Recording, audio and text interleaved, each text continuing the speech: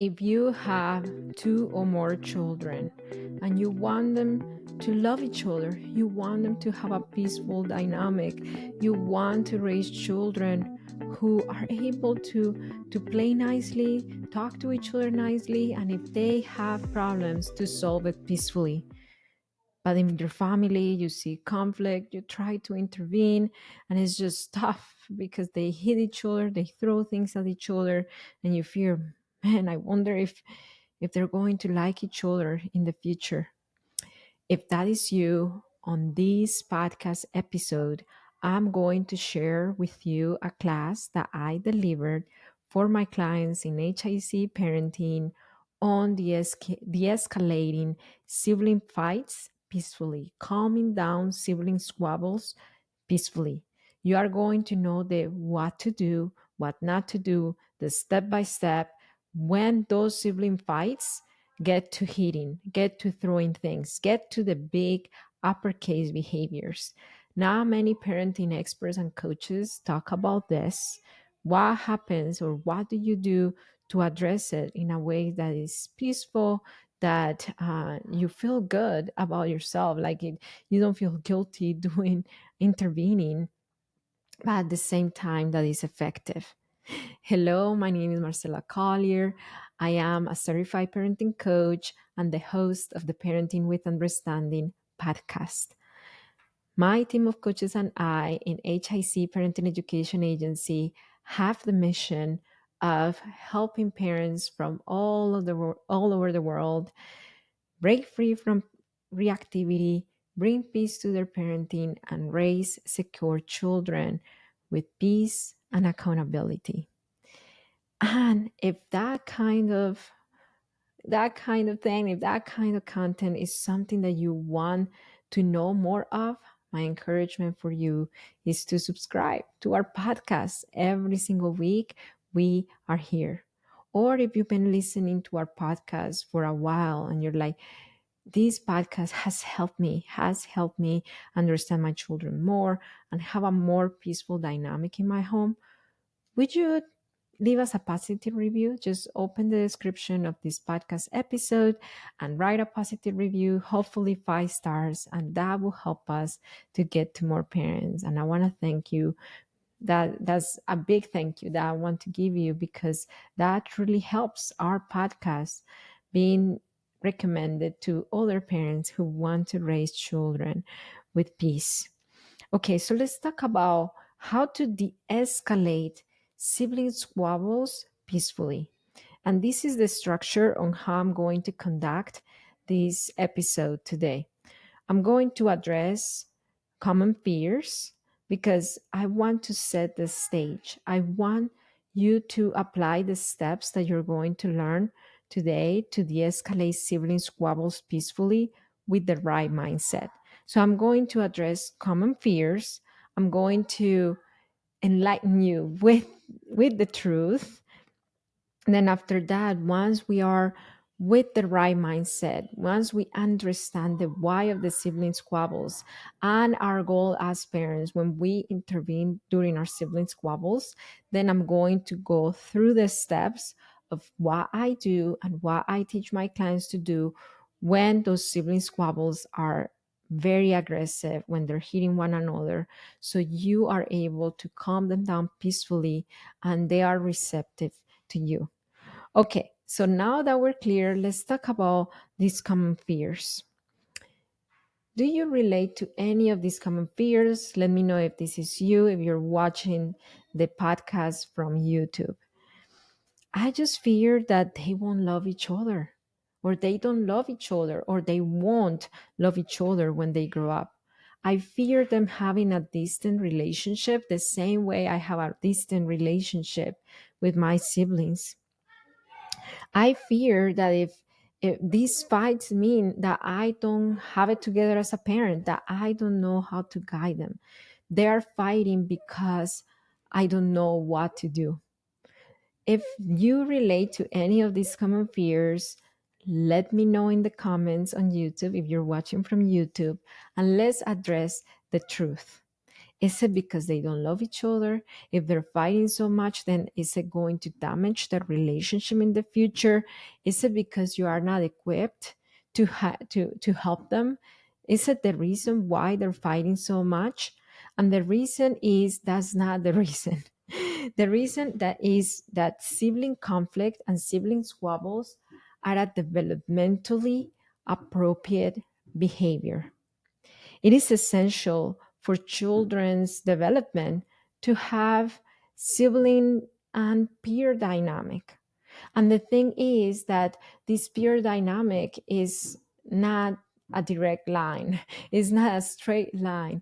It comes with its ups and downs, the same way as any other relationship that we may have in our lives. The difference between peer conflict between kids and peer conflict with adults between adults is that as adults hopefully may have more tools to solve our conflicts peacefully. So it is not that we don't have conflict, it's that we have more tools to address conflict peacefully. Number two, as adults have the brain development to control impulses when we feel like doing something against that other person. Children don't have that. They don't have impulse control developed. It's not an area of the brain that is an area of the brain that will keep developing until their mid 20s. So if they feel the impulse to hit, they're gonna hit. If they feel the impulse to throw, they're gonna throw. If they feel the impulse to bite, they're gonna bite. They cannot say, "Hey, I feel like punching you, but I'm not gonna punch you because that's not right." We can say that when we are having an encounter with a rude person on the street. We can control our impulses as adults. So it is part of life as children to have to not have impulse control during sibling dynamic. Okay, so sibling fights or sibling squabbles are a developmentally appropriate behavior. It is an essential aspect of children learning how to relate to one another peacefully. They develop their morality by being faced with conflict of needs, by being faced with, I need this, but wait, you need this, and what we both need conflict to one another. How are we going to solve this? That's how they build their morality by seeing their needs and other people's needs and being in conflict with those needs and solve it in a way that everybody's needs is met. Sibling squabbles are not just normal part of development, but they're useful. They're so useful. If you have more than one child, they are at an advantage to people who have one child and that one child doesn't have a lot of peer interaction. Let's just say that it is a single child in a family. All they have is adult interaction and they don't go to school. Let's just suppose they don't go to school, they don't have other peer interaction. Who is going to be more prepared when they get to school? The child who grew up with siblings when they get to school, or the child who did not have that opportunity? Well, I grew up with a sibling, but my sibling, my brother, is 6 years older than me. And definitely I saw that my cousin who had siblings similar of her age, she was a lot more, I would say, skillful in navigating peer dynamic in school than me. We were in the same classroom, and I feel like at many times I had to hide behind her because she was the one knowing how to communicate, how to stand up, how to navigate things. And I believe it was because I did not have the opportunity to develop my peer conflict resolution skills growing up, being raised my first years in a family where I was basically the only little child. My brother was too old for me. He didn't want to play with me anymore. If I was 6, he was 12, I was 7, he was already a teenager.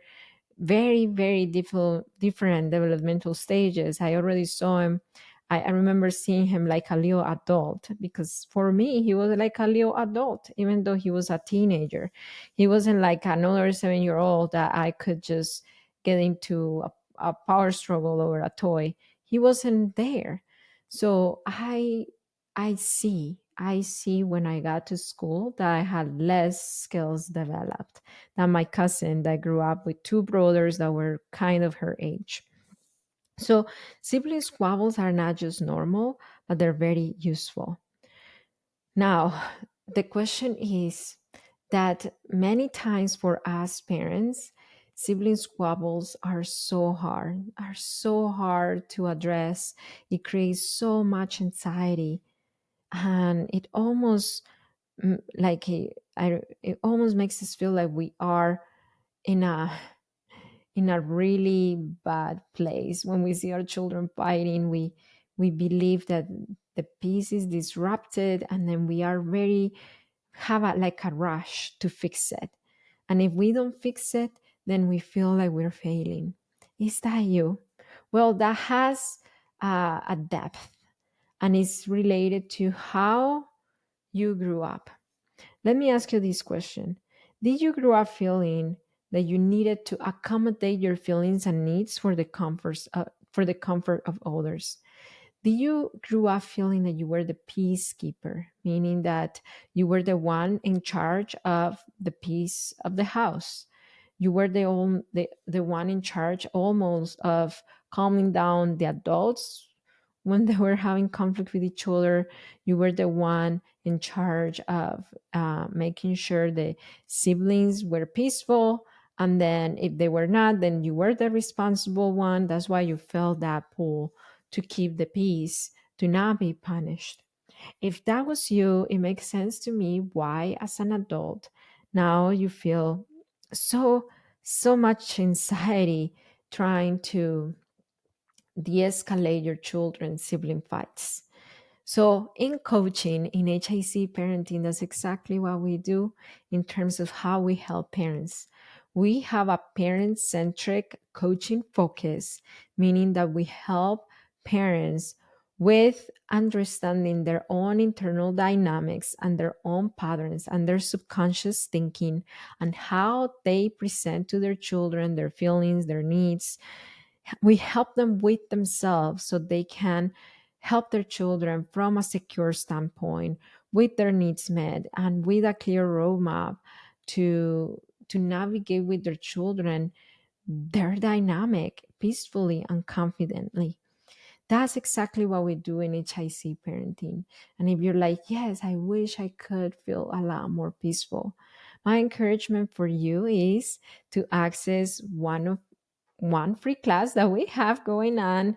It is an ongoing free class where I show you the 4-step system that we teach all our clients in HIC parenting, all our 14,151 clients that have passed through HIC parenting, so you can bring peace to your parenting, to yourself, break free from that anxiety, that those beliefs that you're not good enough, that you're not doing enough, or that you might be failing your kids, to break free from all of that and start raising your children with a lot more peace and accountability.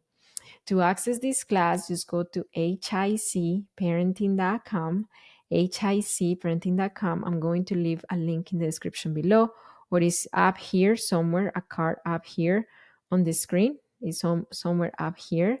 And then you can start transforming your life today. I want to share the story of Nubia. She's one of our coaching clients, and she used to feel a lot of anxiety when her kids were fighting.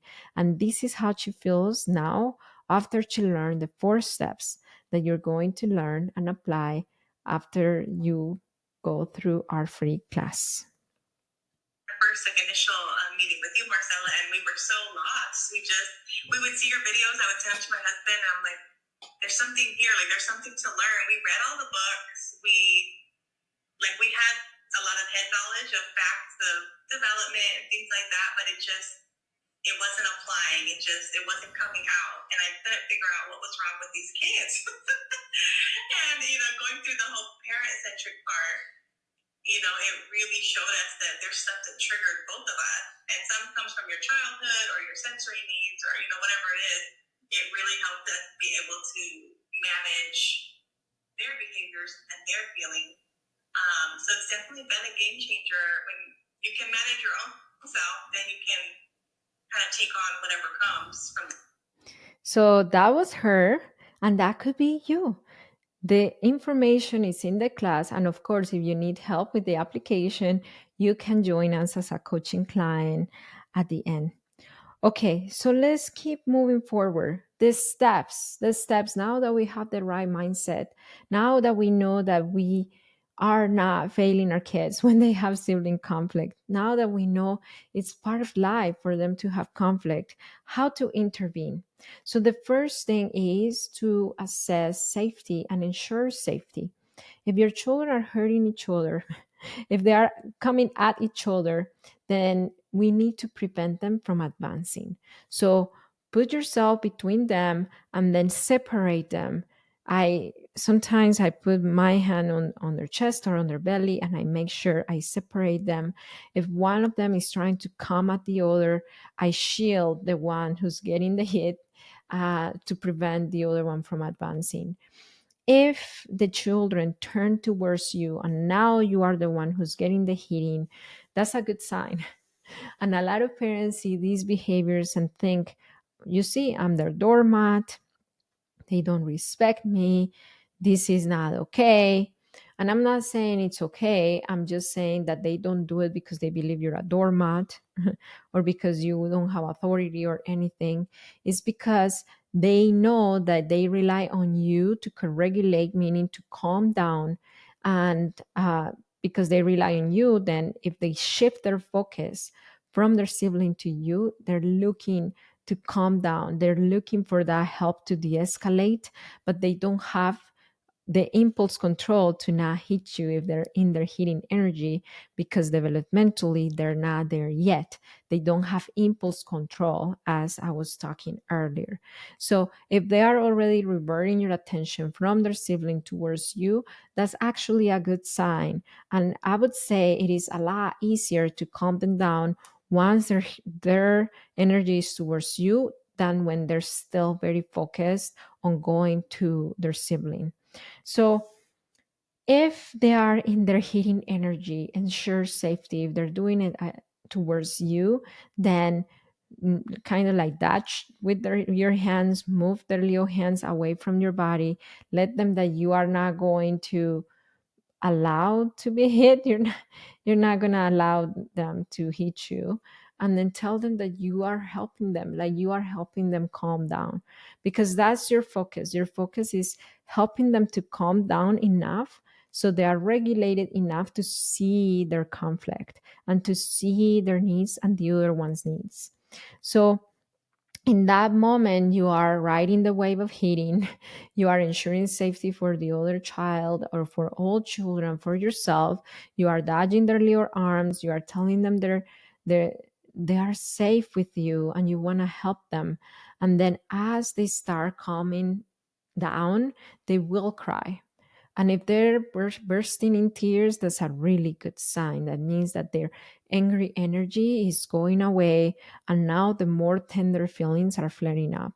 So the anger is kind of like a dark cloud that is passing through, and now you're seeing maybe disappointment, maybe jealousy. You might be seeing maybe that they feel, I don't know, left out.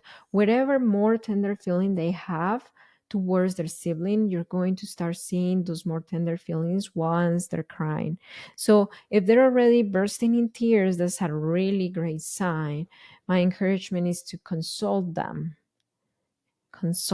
But how, wait a second, Marcela, you're telling me to console the one who's hitting, so they're going to hit more for me to do that? No, no.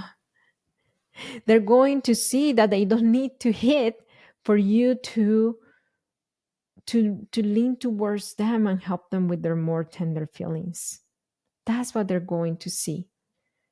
If you focus on stopping the behavior and fighting against them and adding and putting them aside and send them to the room, and I don't want to talk to you until you're calmer, their aggression may calm down for the moment, but it's gonna pop up 10 minutes later.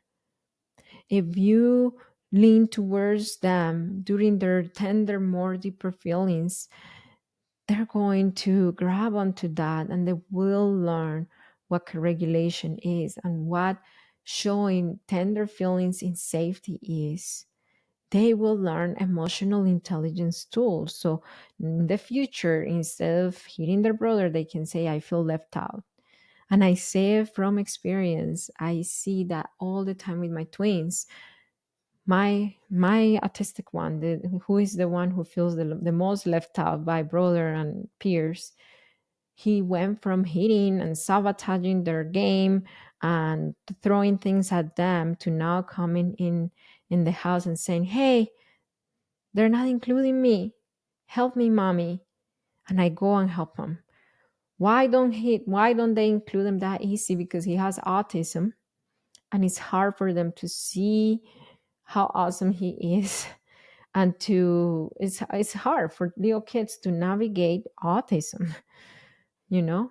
So even for his own brother, it's hard for him to navigate his brother's autism. He's learning, but imagine if for us adults it's hard to navigate our children's autism, imagine for other kids. So that's the reason why they leave him out a lot of the times. Right? So he went from all that to communicating his needs, because when he was aggressive and he calmed down towards crying and I linked to that instead of pushing him away, he started recognizing, if I show my tender feelings, my mom will help me. So that's my encouragement for you, to allow them to show you their tender feelings and not pushing them away with the mistaken belief that if I lean towards them after hitting, then that makes them hit more. So they are de-escalating, they're crying, lean towards that. Hitting is a wave. Hitting is a wave. They're not gonna be hitting for 2 hours straight. If they see you calm, regulated, if they see you connected, if they see you assertive, there is no reason why they would not calm down and de-escalate. If they see you anxious, escalated, rush to end this, if they see you as angry as them, they won't feel safe enough to calm down. So you do play a big part on this calm down process. You do play a huge part. And again, in the free class, I'm going to show you the 4 steps on how to bring peace to yourself first. So you can show that regulation, you can show that calmness, you can provide the modeling that you want to provide for your children so they know what it is to be angry and to still be connected and safe. So, those are the steps of calming down sibling conflict. There is one thing that I want to point out to you, and it is, if you really see what I taught you today, I didn't say teach them that hitting is not okay. Teach them that they should be kind to their kids. Is it that is wrong? No, it is right. But when they are up here, like fighting and hitting each other, when they are that escalated, is the wrong time. The right time is once they're calm, then you revisit that topic. And that's when you talk about each other's feelings. That's when you teach what's right, what's wrong. And that's when you come to compromises with your children, help them solve their conflict peacefully. But the topic of this episode is how to calm down sibling squabbles when they're aggressive. And that's how you do it. Leave the teaching for later. Sometimes when you rush to teaching, they escalate even more because they're not feeding onto the logic of your words. They're feeding onto how safe you feel or how they're trying to survive the moment. Okay? So that's what I have for you today. Remember, ensure safety. Don't take sides. Let them know that you are there for them. Calm them down, and when you see the tears, lean towards them and don't push them away. Once they're completely calm, then you can teach. You can teach what you want them to see, what you want them to do. If this podcast episode helped you have a different outlook of what sibling dynamic is, what sibling conflict is if it brought a level of peace to you, will you share it with one friend? Just stop what you're doing. If you're driving, don't stop, but stop what you're doing and send it right now to one friend that has more than one kid and tell them, hey, I have more than one child, and this really helped me. And I'm confident that it will help you too. Listen to it, watch it, listen to it, and then let's discuss this a little bit later. Let's talk about it a little bit later. Send it to one parent friend right now and let them know that this is available for them and encourage them to subscribe as well to the podcast. And I want to tell you that it only takes understanding of yourself and of your children's needs to transform your parenting. That's Parenting with Understanding. See you next time.